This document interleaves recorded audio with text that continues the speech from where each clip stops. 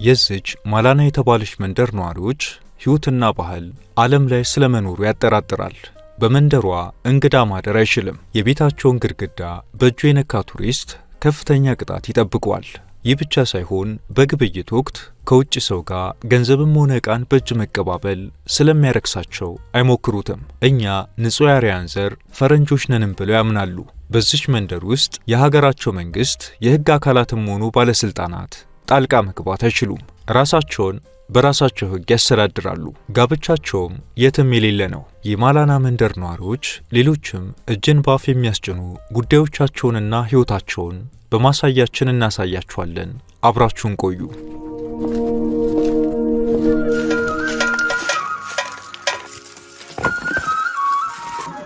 የማላና መንደር ክፍለ ግዛትነቷ የህንድ ነች። የዚች መንደር ነዋሪዎች ዘመናዊነት ያልበገራቸው እጅግ አስደናቂ ሰዎች ሲሉ ብዙዎች ይገልጿቸዋል። የማላና መንደር በተፈጥሮ ውበቷ ብቻ ሳይሆን ነዋሪዎቿም በዓለም ላይ ካሉ ማህበረሰቦች በተለየና በሚያስገርም የአኗኗር ዘይቤያቸው ይታወቃሉ። መንደሯ ከተራ መንደር አስተዳደር የላቀ ታሪክ አላት። የማዕከላዊ መንግስቱን አስተዳደር ስርዓት አይቀበሉም ብቻ ሳይሆን በጭራሽ አያውቁትም። የመንደሯ ነዋሪዎች ራሳቸውን የሚመሩት ጃምሉ ሪሺ በሚባል የራሳቸው እምነታዊ ሕግና ስርዓት ነው። በአሁኑ ጊዜ የማላና መንደር ነዋሪዎች 1700 ይጠጋሉ። ወደ ማላና መንደር የሚመጣ ማንኛውም እንግዳ ሊጠነቀቅበት የሚገባ ትልቅ ሕግ አለ። ይህም ሕጋቸው አለመንካት ነው። የውጭ ሰው የመንደሯን ነዋሪዎች የቤቶቻቸውን ግድግዳም ሆነ የእምነት ቦታዎቻቸውን እንዳይነካ በጥብቅ የተከለከለ ነው። አንድ መንገደኛ ሳያውቅ የቤታቸውን ግድግዳ ወይም የመንደሯን ሰው ከነካ መንደሯን ከርኩሰት ለማንጻት ሲባል የገንዘብ መቀጫ ይጣልበታል። ይህ ሕግ ማህበረሰቡ ንጽህናውንና ጥንታዊ ማንነቱን ጠብቆ ለማቆየት የሚጠቀምበት መንገድ ነው። በዚህ የንክኪ ክልከላ ምክንያት በመንደሯ ውስጥ ካሉ ሱቆች ላይ አንድ ነገር መግዛት ቢፈልጉ ገንዘቡን ለነጋዴው በእጅ መስጠት አይችሉም። እርስዎ ገንዘቡን መሬት ላይ ሲያስቀምጡ ነጋዴውም ገንዘቡን ከመሬት ላይ በማንሳት እርስዎ የገዙትን ዕቃም እንዲሁ መሬት ላይ ያስቀምጥልዎታል። በሰዎች መካከል በቀላሉ የማይፈቱ ከባድ ክርክሮች ወይም አለመግባባቶች ሲፈጠሩ የመንደሯ ምክር ቤት አንድ አስገራሚና ወይ ጉድ የሚያስብል የፍርድ ስርዓት አለው። አለመግባባት ሲፈጠር ተካሳሾቹ ወገኖች 2 በጎችን እንዲያመጡ ይደረጋል። ከዚያም በሁለቱም በጎች የፊት ለፊት እግራቸው ላይ ትንሽ ሰንጠቅ ተደርጎ አደገኛ መርዝ ይከተታል። ከዛም የየትኛው ወገን በግ መርዙን መቋቋም አቅቶት መጀመሪያ ፈጥኖ እንደሚሞት ይታያል። የመጀመሪያው የሞተበት ወገን ጥፋተኛ እንደሆነና ፍርዱን እንደተሸነፈ ይቆጠራል። በዚህም የመንደሯ አምላክ ጃምሉ በእንስሳቱ የአሟሟት ፍጥነት በኩል ጣልቃ በመግባት እውነተኛውን ወንጀለኛ ስለለየላቸው ጥፋተኛ በተባለው ሰው ላይ ቅጣት ያስተላልፋሉ። ይህ እንግዲህ ዛሬም ድረስ የሚተገበርና ዓለምን ጉድ ያሰኘ የፍትህ ስርዓታቸው ነው። በጃምሉ ዴቫ እምነታቸው ትእዛዝ መሰረት ማንኛውም የውጭ አገር ቱሪስትም ሆነ የህንድ ዜጋ በመንደሯ ማደር አይችልም። ቱሪስቶች መንደሯን መጎብኘት የሚችሉት በቀን ብቻ ሲሆን ፀሐይ ከመጥለቋ በፊት ለቀው መውጣትና በአቅራቢያቸው በምትገኘው ኮሶል ከተማ ማደሪያቸውን መፈለግ ይኖርባቸዋል። ቱሪስቶች የተፈጥሮውን ውበትና የሂማሊያን ተራሮችን ፎቶ ማንሳት ቢችሉም ካሜራቸውን ወደ ማናላ ቤተ መቅደሶች ግድግዳዎች ወይም ወደ ተቀደሱ የድንጋይ ምሰሶች ማዞር ፍጹም የተከለከለ ነው። እንደ ነዋሪዎቹ እሳቤ ካሜራዎች የአምላካቸውን መንፈሳዊ ኃይል ሰርቀው ስለሚያስቀሩ ቤተ መቅደሳቸው በፎቶና ቪዲዮ ከተቀረጸ መንደሯን የሚጠብቀውን መንፈሳዊ ጠባቂ ኃይል ያዳክማል ብለው ያምናሉ። አንድ ጎብኚ እነዚህን የተከለከሉ የቤተ መቅደስ ግንቦች ፎቶ ሲያነሳ ከተያዘ ካሜራው ወይም ስልኩ በመንደር ወጣቶች ይወረሳል። እንዲሁም የተነሱት ፎቶዎች በሙሉ ተሰርዘው ከፍተኛ የገንዘብ ቅጣት ከከፈለ በኋላ ስልኩ ይመለስለታል። ነዋሪዎቹ ራሳቸውን እንደ ንጹህ የአርያን ወይም የፈረንጅ ዘሮች አድርገው ስለሚቆጥሩ ከመንደሯ ውጭ ባለ ሰው የተበሰለ ወይም የተነካ ምግብን ፈጽሞ አይመገቡም። ቱሪስቶች ወደ መንደሯ ሲሄዱ የራሳቸውን ምግብ ይዘው መሄድ አለባቸው። ሌላው ቀርቶ በመንደሯ ዳርቻ ያሉ ጥቂት ሱቆች ለቱሪስቶች የሚሸጡትን ምግቦች እንደ ማጊ ፓስታ ያሉትን የሚያዘጋጁት ከውጭ በመጡ ሰዎች ሲሆን ነዋሪዎቹ ግን ያንን ምግብ አይነኩትም።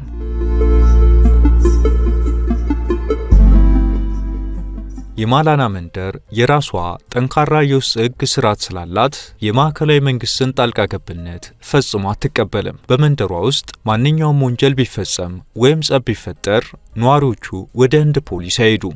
አንድ ሰው የህንድን ፖሊስ ወይም ፍርድ ቤትን በመንደሯ ጉዳይ ላይ ለማስገባት ቢሞክር በባህላዊ ምክር ቤታቸው አማካኝነት ከባድ የገንዘብ ቅጣት ወይም ከመንደሯ እስከ መባረር የሚያደርስ ቅጣት ይጠብቀዋል።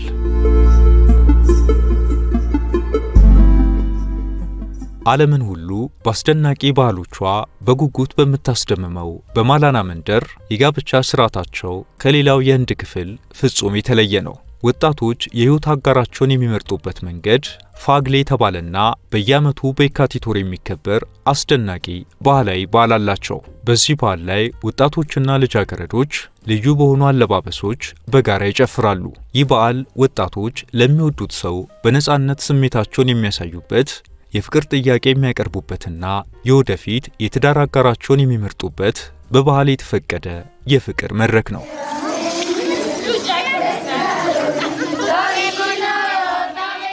በማላና መንደር ጋብቻ በነፃነት በግል ምርጫና እጅግ በሚያስገርሙ ሕጎች የተሞላ ነው። የሰርግ ስነ ስርዓታቸው እጅግ ቀላልና ተግባራዊ ነው። ሙሽራው ከቤተሰቦቹና ከጓደኞቹ ጋር በመሆን ወደ ሙሽሪት ቤት በእግር ይጓዛል። ሰርጉ የሚጸናው የሙሽራው ቤተሰብ ለመንደሯ ነዋሪዎች ቤት ያፈራውን የደስታ ድግስ ሲደግስና ለሙሽሪት ቤተሰቦች አነስተኛ የአይነት ወይም የገንዘብ ስጦታ ሲያበረክት ብቻ ነው። እጅግ የበዛ የገንዘብ ወጪም ሆነ የቅንጦት ድግስ እዚህ ቦታ ላይ ዋጋ የለውም። ሰርጉ በዚህ መልኩ ያልፋል።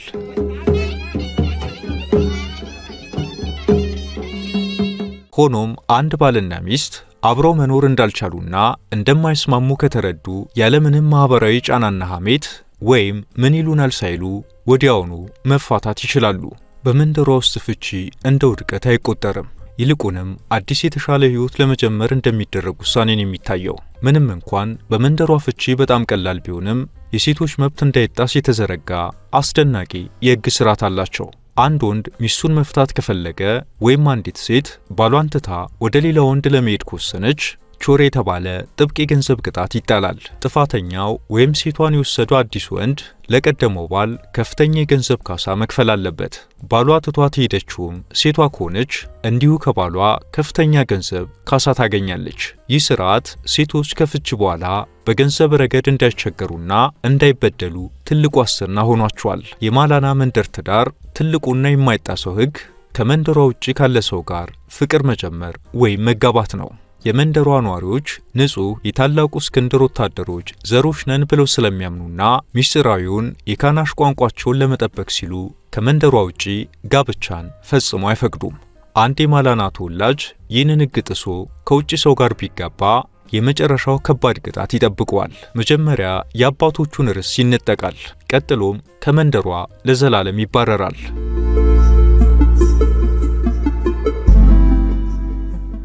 በጥንት ዘመን ንጉሥ አሌክሳንደር ህንድን ለመውረር በዝግጅት ላይ ያለ በቢያስ ወንዝ አካባቢ ሰራዊቱ ደክሞት ጉዞውን ገቶ አረፍ አለ። በዚህ ወቅት በሙሉ ጤና የነበሩት ወታደሮች መንገዳቸውን ሲቀጥሉ የተወሰኑ የቆሰሉ የአሌክሳንደር ዘግሬት የግሪክ ወታደሮች እዛው ቀሩና ወደ ሂማሊያ ተራሮች ዘልቀው በመግባት በዚህ ጠባብ ሸለቆ ውስጥ መኖር ጀመሩ። እቺ መንደርም ማላና ናት። ዛሬም ድረስ እቺ መንደር የሂማሊያ ትንሿ ግሪክ በመባል ትታወቃለች። ለዚች መንደር ነዋሪዎች ይህ አፈ ታሪክ ብቻ አይደለም። በጥንታዊው ቤተ መቅደሳቸው ውስጥ የግሪክ የጦር ትጥቆችና ሰይፎች ተደብቀው እንደሚገኙና ማንም ሰው ሊነካቸው እንደማይችል በጽኑ ያምናሉ።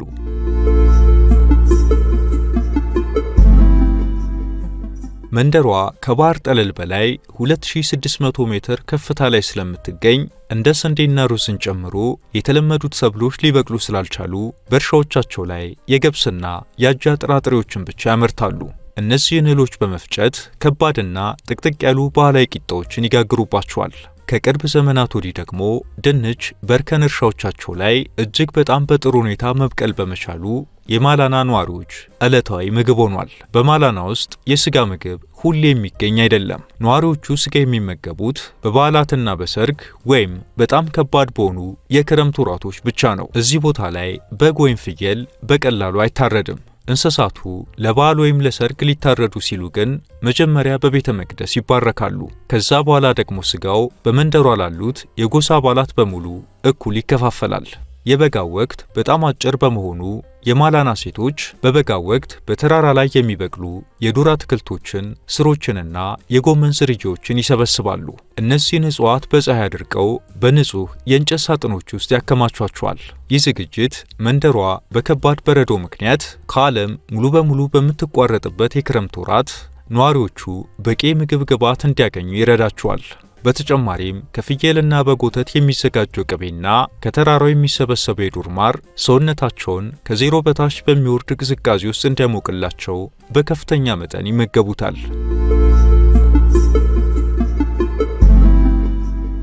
የመንደሯ ቤቶች የተገነቡት ካትካኮኒ በተባለ ጥንታዊ የተራራ አርኪቴክቸር ስርዓት ነው። ይህ ዘዴ ሲሚንቶ ወይም ሚስማር ሳይጠቀሙ ድንጋይና እንጨትን ብቻ በማያያዝ የሚሰራ ሲሆን መንደሯን ከከባድ የመሬት መንቀጥቀጥና ቅዝቃዜ ይጠብቃታል። የመሬት መንቀጥቀጥ ሲመጣ ድንጋዮቹና የእንጨት ምሰሶቹ እርስ በርስ በመንሸራተትና በመተጣጠፍ የሚመጣውን ኃይል ያበርዱታል እንጂ እንደ ሲሚንቶ ተሰነጣጥቆ አይወድቁም። ከዚህ በፊት በህንድ በደረሰው ታላቅ የመሬት መንቀጥቀጥ የዘመናዊ ኮንክሪት ህንፃዎች ዶግ አመድ ሲሆኑ የካትካኮኒ ቤቶች ግን ምንም ሳይሆኑ መቅረታቸውም የዚህ ማሳያ እንደሆነ ይነገራል። ሆኖም ታሪክ የማይዘነጋው አደጋ የእነዚህን ቤቶች ህልውና ባልተጠበቀ ሁኔታ ቀይሮትም እንደነበር ታሪክ ያስታውሳል።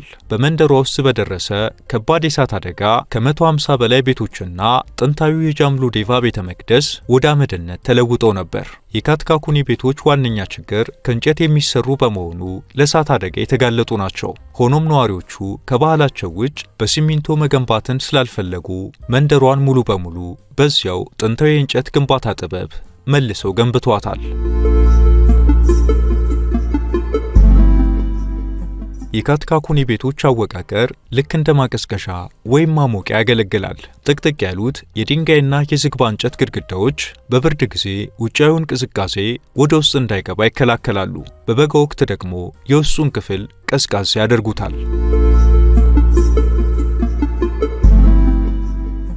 በማላና ባህል መሰረት የካትካኮኒ ቤቶች የፎቅ አጠቃቀም የተወሰነ ስርዓት አለው። የታችኛው ክፍል ለከብቶች ማደሪያነት ያገለግላል። ከብቶች የሚያመነጩት የሰውነት ሙቀት ወደ ላይኛው ፎቅ በመውጣት ቤቱን ያሞቀዋል ተብሎ ይታሰባል። መካከለኛው ፎቅ ለእህልና ለምግብ ማከማቻነት ያገለግላል። የላይኛው ክፍል ነዋሪዎቹ የሚኖሩበት ሲሆን ከፍተኛ የፀሐይ ብርሃን ለማግኘት ወደ ውጭ ወጣ ተደርጎ ይገነባል።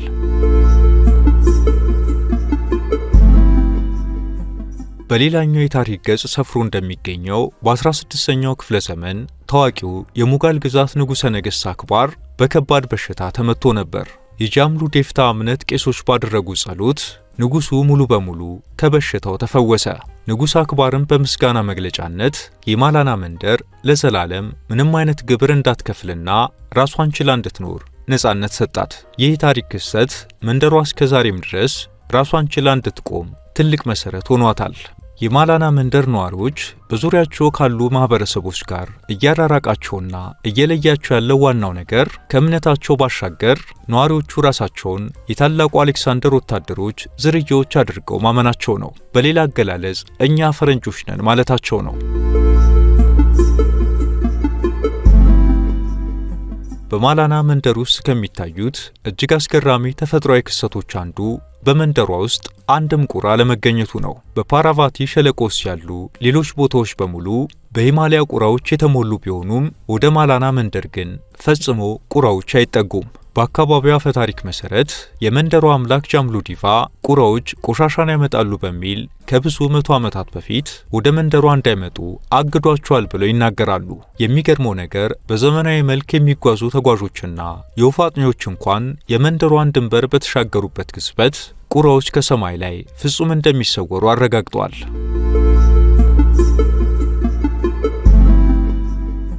የካናሺ ቋንቋ በሂማሊያ ተራሮች ውስጥ በምትገኘውና እጅግ ተገላ በኖረችው ማላና መንደር ውስጥ ብቻ የሚነገር ሚስጥራዊ ቋንቋ ነው። ቋንቋው በዓለም ላይ ካሉ በጣም አስገራሚና እንቆቅልሽ ከሆኑ መግባቢያዎች አንዱ የሚያደርጉት ሚስጥራት አሉት።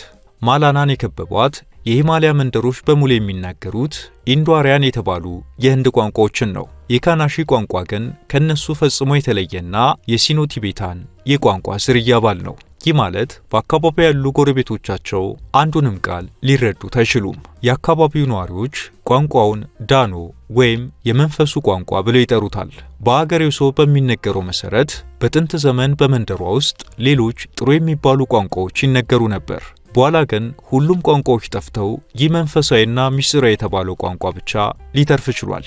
ቋንቋው ከመንደሯ ባህላዊ እምነትና ከጃምሉ ዴቫ የእምነት ስርዓት ጋር በጥብቅ የተሳሰረ ነው። የካናሺ ቋንቋ ትልቁ ምስጢር ከመንደሯ ውጭ ላለ ሰው ለማንኛውም ሰው ፈጽሞ የማይገባ መሆኑ ነው። ነዋሪዎቹ ቋንቋውን እንደ ቅዱስ ነገር ስለሚያዩት ለውጭ ሰው ማስተማር እንደ ኃጢአት ይቆጥሩታል። ሌላው ቀርቶ ባለፉት 50 ዓመታት ውስጥ ወደ መንደሯ ፈልሰው የኖሩ ጥቂት የውጭ ቤተሰቦች እንኳ ቋንቋውን የመናገር መብት የላቸውም። ካናሺ ቋንቋ ሙሉ በሙሉ ምንም አይነት የፊደል ወይም የጽሕፈት ሥርዓት የለውም። የመንደሯ ሽማግሌዎች የሕግ ደንቦችን፣ ጥንታዊ ታሪኮችንና እምነቶችን በጭንቅላታቸው በመሸምደድ እንደ ሕያው መጻሕፍት ያገለግላሉ። በዘመናዊ ቴክኖሎጂና በመንገዶች መስፋፋት ምክንያት ቋንቋው በሳይንሳዊ መንገድ ስላልተመዘገበና በጽሑፍ ስላልሰፈረ ዩኔስኮ የመጥፋት አደጋ ከተጋረጠባቸው ቋንቋዎች ተርታ መድቦታል።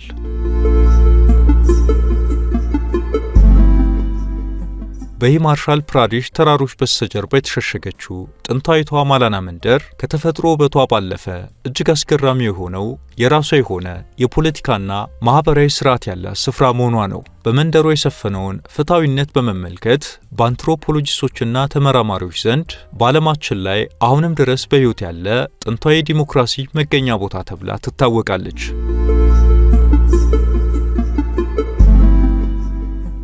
በመንደሯ ጥልቅ ክፍል ውስጥ ነዋሪዎቹ የአክባር ድንጋይ ብለው የሚጠሩት አንጸባራቂ ጥቁር ድንጋይ ይገኛል። በአካባቢያቸው ትረካ መሰረት የታላቁ የሙጋል ንጉሠ ነገሥት አክባር ወታደሮች ለአምላካቸው ለጃምሉ ዴቫ ስጦታ ይዘው በመጡበት ወቅት የንጉሡ ፈረስ መሬቱን ሲረግጥ ኮቴው ያረፈበት እውነተኛ ድንጋይ ነው ብለው ያምናሉ። በዓመት አንድ ጊዜ በሚስጥራዊ ሥርዓት ይህ ድንጋይ በወተት ይታጠባል።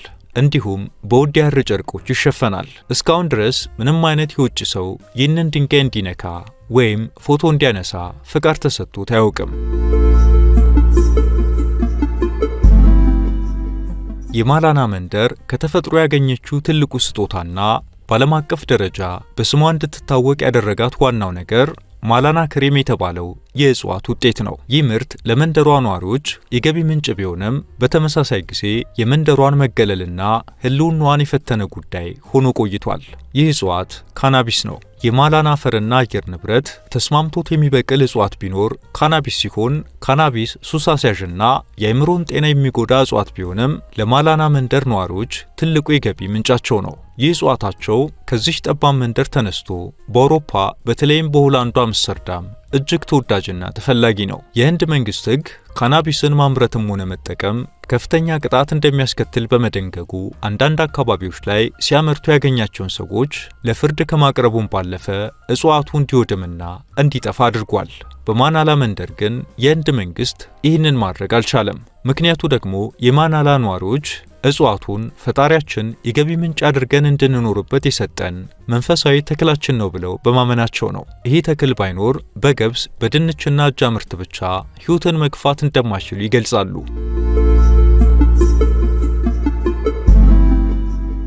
አብራችሁን ስለቆያችሁ እናመሰግናለን። ላይክ እና ሳብስክራይብ በማድረግ እንዲሁም የተሰማችሁን ኮሜንት ላይ በማስፈር አጋርነታችሁን እየጠየቅን በዚህ ጉዳይ ላይ ቢሰራ የምትሉት ቢኖር ሁሌም ዝግጁ ነን። የዛሬውን አበቃን። በያላችሁበት ሰላም